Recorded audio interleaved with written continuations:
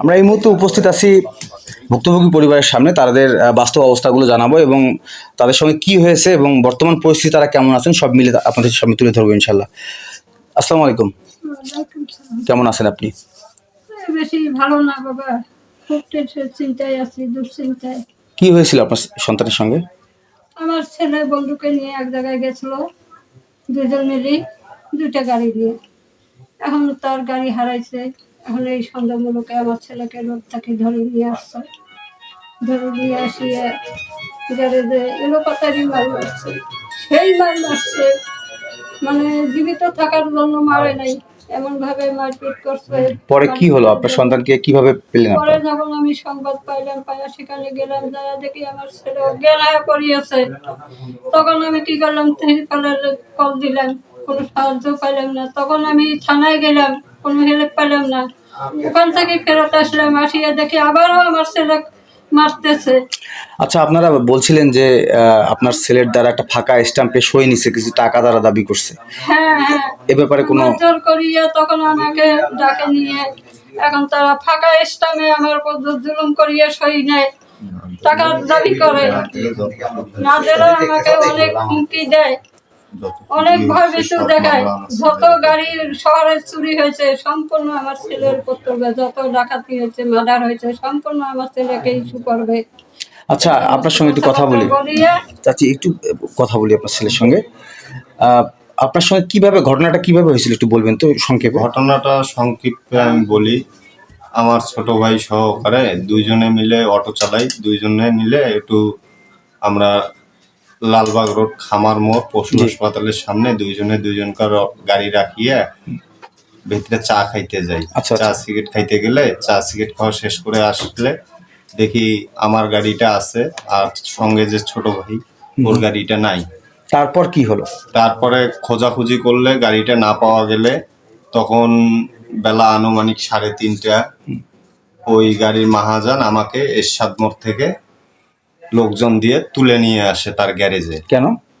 তার গাড়ি হারাইছে, এই মারফতে আমাকে তুলে নিয়ে আসিয়া অজস্রভাবে লাঠির ঠ্যাঙ্গা দিয়ে মারিয়া আমার এই হাড় ভেঙে দিয়েছে, পিঠের মধ্যে ধারালো অস্ত্র দিয়ে আঘাত করছে। আচ্ছা, তারপরে আপনার সঙ্গে যে এত কিছু হলো, পরবর্তী সময়ে আপনারা থানায় কি গেছিলেন পরে আবারও? অন্তিম মুহূর্তে তো আমাকে যেভাবে মারধর করছে আমার তো যাওয়ার অবস্থা ছিল না, অন্তিম মুহূর্তে যাইতে পারিনি, আইনের শরণাপন্ন হইতে পারিনি।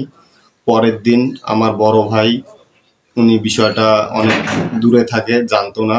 পরের দিন জানতে পারলে বিকালবেলা আসিয়া আমাকে নিয়ে কোতোয়ালি থানায় যায় একটা লিখিত অভিযোগ দেওয়া হয়। বর্তমানে তারা কি প্রশাসনে কেউ আসছিল আপনাদের কাছে? না, আমার কাছে পর্যন্ত কেউ আসেনি। কোনো খোঁজ খবর কেউ নেয়নি? না, কেউ খোঁজ খবর মামলাটা কি নেয়নি। অবস্থায় আছে জানেন? না, এটাও জানি না। আচ্ছা আচ্ছা, তো আপনারা বলছেন যে ফাঁকা স্ট্যাম্পে সই নেওয়ার কথা, সেই বিষয়ে আপনার কোনো কিছু বলার আছে? হ্যাঁ, আমার ফাঁকা একটা স্ট্যাম্পে সই নিছে এইভাবে, যখন আমাকে ওইভাবে মারতেছিল আমার মা স্বয়ং পুলিশের কাছে গেছে, কোনো সহযোগিতা পায়নি। না, আমরা জানতে পারছি যে তিনি কোনো হ্যাঁ, সহযোগিতা পায়নি। তো তিনি যখন আমাকে ওইভাবে মারতেছে, আমাকে বাঁচানোর তাগিদে ওরা যা বলছে তাতেই স্বীকার। আচ্ছা, স্ট্যাম্পে কি লিখছিলেন? কি কোনো কিছু গদ বা কোনো টাকা পয়সা পাওয়ার ব্যাপার কোনো কিছু লেখা হয়েছিল কি, সেটা আমাকে বলবেন। না, কোনো কিছু লেখা হয়নি। মানে ওখানে অনেক লোকজন ছিল, তাদের সামনে হ্যাঁ ওরা বলছে যে এরকম একটা টাকার দাবি করছিল, তা আমরা দিতে স্বীকার হয়েছি। লোকজন চলে যাওয়ার পরে আপনি পরের তো দিন সকালে একটা আপনি ফাঁকা তো স্ট্যাম্প নিয়ে আসি। আপনি তো ওই অটোর ব্যাপারে কিছুই জানেন না, তাহলে আপনার শিকার হলেন কি কারণে? আমাকে তো স্বীকার করানো হয়েছে মায়ের দিয়ে, যেভাবে মারছে ওভাবে যদি মানুষ মানুষকে মারে তার সর্বস্ব দিতে রাজি হয়ে যাবে। আপনার তো একটা অটো আছে শুনছিলাম, সেই অটোটা কোথায়?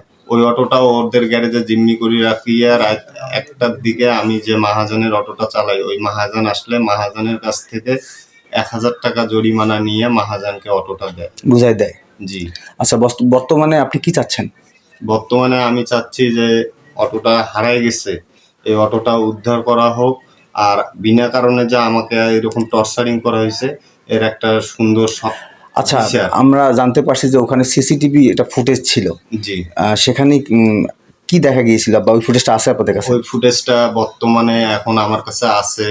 ওখানে দেখা যাচ্ছে যে লালবাগ রোড থেকে একটা গাড়ি আসে, ওই গাড়ি থেকে দুইজন সহকারে আসে, আসিয়ে একজন গাড়িতেই থাকে আর একজন গাড়ি থেকে নেমে চাবি দিয়ে এই গাড়িটা স্টার্ট দিয়ে নিয়ে যায়।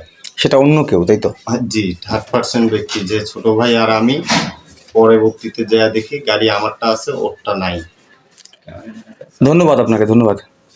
আচ্ছা চাচি, যে এখন আপনি কি চাচ্ছেন? আমি সুস্থ বিচার চাই বাবা। ধন্যবাদ আপনাকে। আমি প্রিয় দর্শক, আমরা আসলে পুরো বিষয়টি তুলে ধরলাম আপনাদের সামনে এবং এর যথাযথ কর্তৃপক্ষ আছে তাদের কাছে দৃষ্টি আকর্ষণ করব এবং যথাযথ ব্যবস্থা নেওয়ার জন্য, এবং ভুক্তভোগী পরিবার যেন আইনের সহায়তা পায়। বর্তমান পরিস্থিতিতে সবাই আইনের উপর একটা আলাদা বিশ্বাস তৈরি হয়েছে, সেটি যেন পায় তারা, এটি আমরা বলার চেষ্টা করছি। আর ধন্যবাদ আপনাদেরকে, আসলে যে কথাগুলো জানলাম এবং সঠিক আপনারা বিচার পাবেন এতটুকু আমরা বলতে পারবো, এবং আমরাও চেষ্টা করবো যথাযথ কর্তৃপক্ষের সঙ্গে যোগাযোগ করার জন্য। ধন্যবাদ, ভালো থাকবেন। আসি, আসসালামু আলাইকুম।